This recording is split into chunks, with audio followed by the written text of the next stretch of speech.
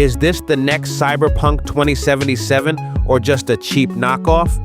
This is No Law, an upcoming game that's got the internet buzzing. Let's break down the footage and answer the million-dollar question: copycat or spiritual successor? Right out of the gate, the aesthetic screams Night City. We've got rain-slicked, neon-lit streets, holographic advertisements, and a population heavily modified with chrome. Look at this street vendor casually cooking with a fully robotic arm. The vehicle design also feels heavily inspired by CD Projekt Red's world, from the angular retro-futuristic cars to the massive flying transports hovering over the slums. Even the combat we see leans into that familiar territory: first-person, fast-paced gunfights in claustrophobic, neon-lit environments. But before we write No Law off as a clone, look closer. The game seems to be carving out its own distinct identity.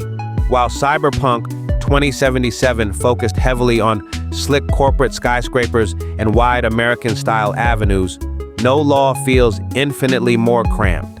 The architecture channels Kowloon-walled city or dense favelas, endless layers of concrete, cables, and claustrophobia. It also seems vastly more interested in the mundane, gritty realities of dystopia.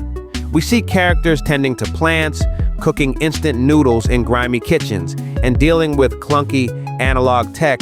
It feels less about being a high-rolling mercenary and more about just surviving at the absolute bottom of the food chain. So, is it a copycat? I don't think so. It's crucial to remember that Cyberpunk is an entire genre, not just one game. No Law is clearly drinking from the same fountain of inspiration like Blade Runner and Ghost in the Shell, but it's applying it to a different, grungier, street-level setting. If the developers can back up these incredible environmental visuals with a unique story, this might just be the gritty sci-fi game we didn't know we needed. Subscribe for more deep dives.